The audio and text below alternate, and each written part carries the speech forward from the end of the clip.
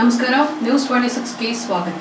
ಕಾನ್ಯಾಳ ಗ್ರಾಮದಲ್ಲಿ ಅಖಂಡ ಕರ್ನಾಟಕ ರೈತ ಸಂಘದ ಗ್ರಾಮ ಘಟಕವನ್ನ ತಾಲೂಕು ಅಧ್ಯಕ್ಷರಾದ ಶ್ರೀ ಉಮೇಶ ವಾಲಿಕಾರ ಅವರ ನೇತೃತ್ವದಲ್ಲಿ ಸ್ಥಾಪಿಸಲಾಯಿತು ಮತ್ತು ಇದರ ಉದ್ಘಾಟನಾ ಮುಖ್ಯ ಅಧ್ಯಕ್ಷ ಸ್ಥಾನವನ್ನ ಅಖಂಡ ಕರ್ನಾಟಕ ರೈತ ಸಂಘ ರಾಜ್ಯ ಪ್ರಧಾನ ಕಾರ್ಯದರ್ಶಿಗಳಾದ ಶ್ರೀ ಅರವಿಂದ ಕುಲಕರ್ಣಿ ಅವರು ವಹಿಸಿದ್ರು. ಈ ಸಮಯದಲ್ಲಿ ಎಲ್ಲಾ ಪದಾಧಿಕಾರಿಗಳಿಗೆ ರೈತ ಸಂಘಟನೆಯ ಹಸಿರು ಶಾಲನ್ನ ಹೊದಿಸಿ ಪದಾಧಿಕಾರಿಗಳನ್ನ ನೇಮಕ ಮಾಡಲಾಯಿತು. ಅಧ್ಯಕ್ಷರು ಶ್ರೀ ಸಾಹೇಬಗೌಡ ಬಿ ಹೊಸೂರ, ಗೌರವಾಧ್ಯಕ್ಷರು ಶ್ರೀ ಹನುಮಂತ ಬಾ ಕಲ್ಬುರ್ಕಿ, ಉಪಾಧ್ಯಕ್ಷರು ಶ್ರೀ ಮಾರುತಿ ಶ್ರೀ ಹೂಗಾರ, ಕಾರ್ಯಾಧ್ಯಕ್ಷರು ಶ್ರೀ ಶಿವಶರಣ ಶಾ ನಾಗರೆಡ್ಡಿ, ಪ್ರಧಾನ ಕಾರ್ಯದರ್ಶಿ ಶ್ರೀ ಯಮನಪ್ಪ ಗೌಡ ರಾ ಹೊಸಗೌಡ್ರ, ಖಜಾಂಚಿ ಶ್ರೀ ಗುರು ಶ್ರೀ ಹೂಗಾರ, ಸಹ ಕಾರ್ಯದರ್ಶಿ ಶ್ರೀ ಜೀವಯ್ಯ ಸಿ ತೆಂಗಿನಮಠ, ಸಂಘಟನಾ ಕಾರ್ಯದರ್ಶಿ ಶ್ರೀ ಆನಂದ ಬಿ ನಾಗರೆಡ್ಡಿ, ಸಾಮಾಜಿಕ ಜಾಲತಾಣದ ಸಂಚಾಲಕರು ಶ್ರೀ ಕಿರಣ್ ಸಂ ನಾಟಿಕಾರ ಹಾಗೂ ಸದಸ್ಯರು ಈ ರೀತಿ ಪದಾಧಿಕಾರಿಗಳನ್ನ ರಚಿಸಿ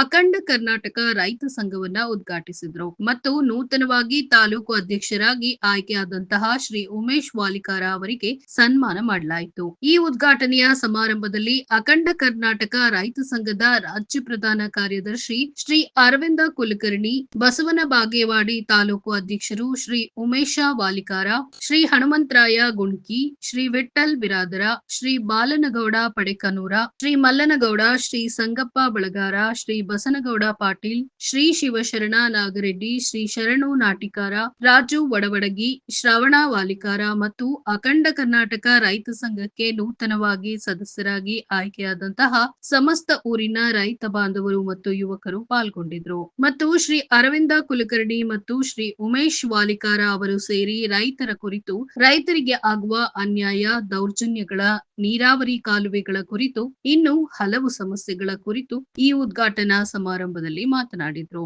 ವರದಿ ಉಸ್ಮಾನ ಬಾಗವಾನ, ನ್ಯೂಸ್ 26 ಕನ್ನಡ, ತಾಳಿಕೋಟೆ.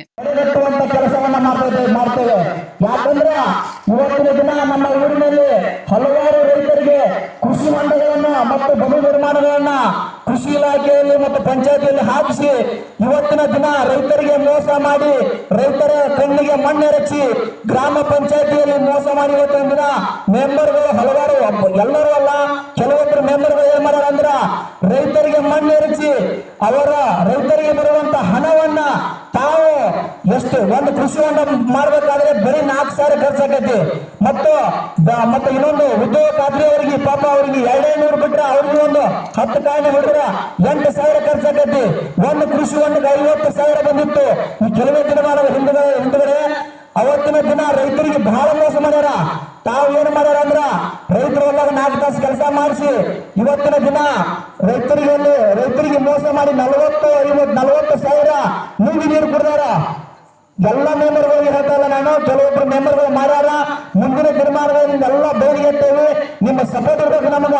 ಇದು ಒಂದೇ ಅಲ್ಲ, ನೀರಿಗಾಗಿ ಈಗಾಗಲೇ ನಮ್ಮ ಗುರುಗಳನ್ನ ಕರ್ಕೊಂಡು, ಅರವಿಂದ ಕುಲಕರ್ಣಿ ಅವರು ಕರ್ಕೊಂಡು ಸಂಕನಾಳ ಶಾಖಾ ಕಾಲುವೆಯಲ್ಲಿ ಬರುವಂತ ಎಲ್ಲ ವಿತರಣಾ ಕಾಲುವೆಗಳಿಗೋಸ್ಕರ ನಾವು DC ಅವರಿಗೆ ಮತ್ತು MD ಪಾಟೀಲ್ರಿಗೆ ಮತ್ತು ಕೃಷ್ಣಾ ಜಲಭಾಗ್ಯ ನಿಗಮದ ಆಫೀಸ್ ಮುಂದೆ ಹಲವಾರು ಹೋರಾಟಗಳನ್ನ ಮಾಡಿದ್ದೇವೆ.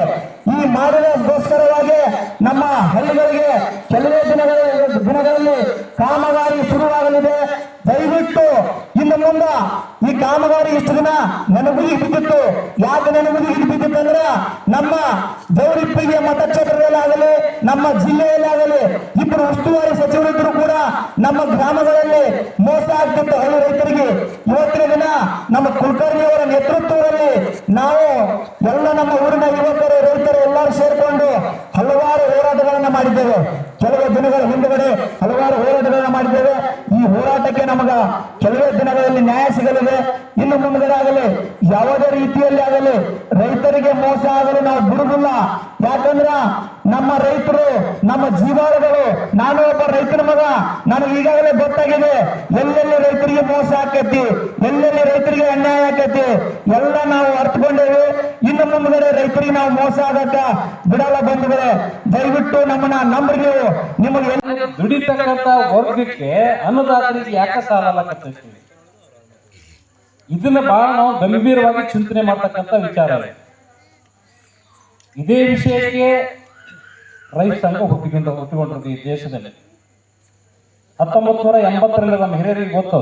1980ರಲ್ಲಿ ನವಲಗುಂದ ಮತ್ತು ನರಗುಂದದಲ್ಲಿ ದೊಡ್ಡ ಬಂಡಾಯ. ಆಗಿನ ಕಾಂಗ್ರೆಸ್ ಸರ್ಕಾರದ ನೇತೃತ್ವ ವಹಿಸಿರ್ತಕ್ಕಂಥ ಮುಖ್ಯಮಂತ್ರಿ ದಿವಂಗತ ಆರ್ ಗುಂಡೂರಾವ್ ಅವರು ಇರ್ತಕ್ಕಂಥ ಸರ್ಕಾರ ರೈತರು ಹೋರಾಟ ಅವಾಗ ಆದೇಶ ಮಾಡಿದ್ರು. ರೈತರು ಚಳವಳಿ ದೊಡ್ಡ ಪ್ರಮಾಣ ನಡೆದಿದೆ, ಅವ್ರು ಹೋಗ್ತಾ ಇಲ್ಲ, ಚಳವಳಿ ಬಿಟ್ಟು ನೀವು ಗೋಲಿಬಾರ್ ಮಾಡಬೇಕಂತೇಳಿ ರೈತರ ಮೇಲೆ ಗೋಲಿಬಾರ್ ಮಾಡಿ.